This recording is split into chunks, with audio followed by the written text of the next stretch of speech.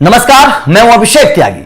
ईशान किशन की पिछले लगभग 15-20 दिन से बड़ी चर्चा हो रही है। हम भी लगातार खबरें आप लोगों को बता रहे हैं ईशान किशन की। बाबू बूची टूर्नामेंट में एमपी के खिलाफ जिस तरीके से उन्होंने शतक लगाया था, जैसे ही मैदान पर आए थे कमाल का परफॉर्मेंस करके दिखाया था और अपने लिए शतक लगाकर उन्होंने कहीं ना कहीं टीम इंडिया के दरवाजे खोल दिए थे। उस वक्त यह कहा जाने लगा था कि ईशान किशन की टीम इंडिया में वापसी अब पक्की है, लेकिन ईशान किशन को लेकर बड़ी खबर आ गई है। भाई साहब, मामला गड़बड़ाता हुआ नजर आ रहा है। ईशान किशन का जो है मामला जो है वो बिगड़ता नजर आ रहा है। हो सकता है कि ईशान किशन के बारे में बीसीसीआई अभी ना सोचे। हो सकता है कि ईशान किशन का जो दरवाजा खुला था वो बंद हो जाए। हो सकता है कि ईशान किशन के रास्ते जो है वो रुक जाए। टीम इंडिया के सफर जो चलता जा रहा था, जाहिर तौर पर ईशान किशन को लेकर, क्योंकि पिछले 15 दिनों में बड़ी तारीफें हुई ईशान किशन की, उनकी सेंचुरी की बड़ी तारीफ हुई, उनकी बल्लेबाजी की बड़ी तारीफ हुई, लेकिन ईशान किशन को लेकर एक बहुत बड़ी खबर आई है। चलिए ईशान किशन को लेकर सबसे पहले आपको जानकारी दे देते हैं, उसके बाद में चर्चा करेंगे ईशान किशन को लेकर मामला क्या गड़बड़ है। ईशान किशन को लेकर यह जानकारी आप भी एक बार देख लीजिए। ईशान किशन को लेकर जो जानकारी है, दरअसल ईशान किशन की बात क्या है, बाबू बूची टूर्नामेंट में खेल रहे हैं ईशान किशन, और बाबू बूची टूर्नामेंट में ईशान किशन ने पहले शतक लगाया था। और दूसरे मैच में क्या है, ईशान किशन ने दोनों पारियों में ईशान किशन फेल रहे। दूसरा मैच में जो था, पहली पारी में ईशान ने सिर्फ 1 रन बनाया और उनकी मैच टीम जो है मैच 178 रन पर आउट हो गई। इसके बाद हैदराबाद ने 293 रन बनाए थे। हैदराबाद के खिलाफ ये मैच हो रहा है। इसके बाद दूसरी पारी में भी झारखंड का फ्लॉप शो जारी रहा। इस बार भी उसकी बल्लेबाजी फेल रही और ईशान किशन ने बहुत ज्यादा निराश किया है। दूसरी पारी में ईशान किशन 7वें नंबर पर बल्लेबाजी करने के लिए आए और ये खिलाड़ी दूसरी पारी में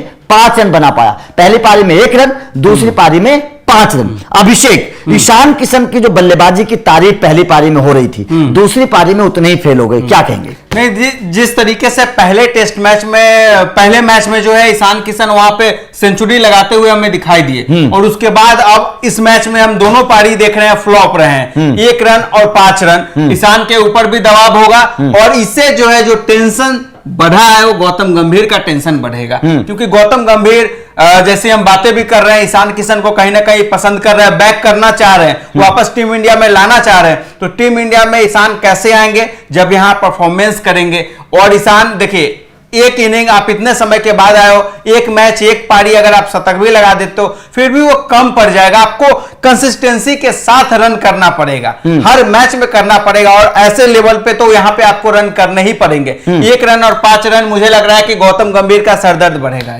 बिल्कुल, देखिए सरदर्द बढ़ेगा क्योंकि सोचने पर मजबूर हो जाएगी। इस मैच में भी बेशक शतक ना आता, 40, 50, 60 रनों की कोई पारी आती, बेशक टीम ना जीत पाती, ये पता चलता ना कि अब टच में है। हाँ, अब तो कोई ये भी कह सकता है वो तो एक तुक्का है, तुक्का लग गया। पहली पारी में शतक लगा दिया, तुक्का लगा, वो टीम कमजोर थी, ये भी कहा जा सकता है। जी बिल्कुल, भाई साहब वो टीम कमजोर थी, उसकी गेंदबाजी कमजोर थी, आपने रन बना दिए। तो जाहिर तौर पर ईशान किशन का जो दूसरी मैच में जो ये फ्लॉप शो रहा है, इसने कहीं ना कहीं जो उनके दरवाजे खुलते हुए नजर आ रहे थे, कहीं ना कहीं उस पर ब्रेक लगाया है। क्योंकि अब टीम इंडिया सोचेगी कि भाई साहब ईशान किशन से तो बढ़िया खेल राहुल या ऋषभ पंत के बारे में मामला फंसेगा। ईशान अगर इस तरीके से अगर अब आगे बड़ी पारी नहीं खेलते, आने वाले दिनों में कुछ बड़ा स्कोर नहीं करते हैं डोमेस्टिक क्रिकेट में, तो कहीं ना कहीं मुसीबत बढ़ेगा। क्योंकि वापस से जो है बीसीसीआई को मजबूरन अपने प्लान बी पे जाना पड़ेगा।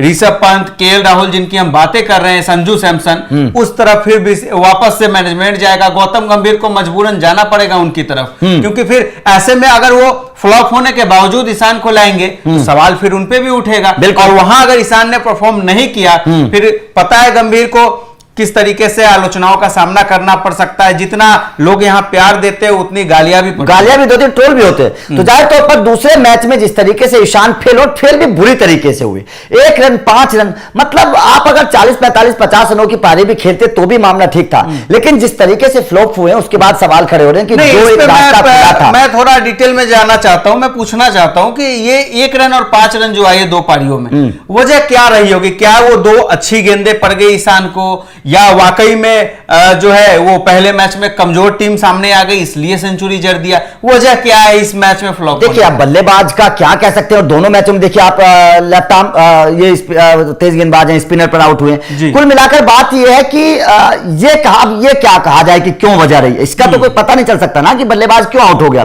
दूसरी टीम हो सकता है कि हैदराबाद ने कुछ अच्छा बेहतर परफॉर्मेंस किया हो, थोड़ा ईशान किशन के बारे में स्टडी करी हो, उनकी भी कमियां हैं। अगर हम टच की बात करें ईशान के, तो अगर सेंचुरी भी ईशान ने लगाया है, तो अगर आउट ऑफ फॉर्म भी ईशान रहे होंगे ना, तो शतक के बाद कहीं ना कहीं आप टच में आ जाते, कितना भी आउट ऑफ फॉर्म खिलाड़ी हो, अगर सबसे खराब दौर से भी वो गुजर रहा हो, लेकिन किसी मैच में तुक्का ही सही अगर वो 100 कर लेता है ना, उसमें जो बाउंड्रीज लगाता है, उससे उसका कॉन्फिडेंस लेवल बढ़ता है। तो उससे मुझे लग रहा है कि कॉन्फिडेंस लेवल ईशान में, उसमें कोई कमी नहीं है, वो तो होगा ही।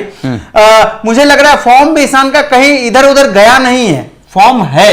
अब मुझे जो दिख रहा है, थोड़ा सा कंसंट्रेशन के साथ ईशान को खेलना पड़ेगा और समझना पड़ेगा कि उनके लिए ये जो वक्त है, बहुत इस वक्त क्रूशियल वक्त है, उन्हें रन करना इस वक्त बहुत जरूरी है। चलिए ठीक है, ईशान किशन की इस बल्लेबाजी को आप किस तरीके से देखते हैं? क्या आपको लगता है कि ईशान को मौका देना इस वक्त सही होगा? कमेंट करके अपनी राय जरूर दीजिएगा। लगातार अपडेट आप लोगों को मिलते रहेंगे, तो चैनल को सब्सक्राइब जरूर कर लेना। Thank you very much.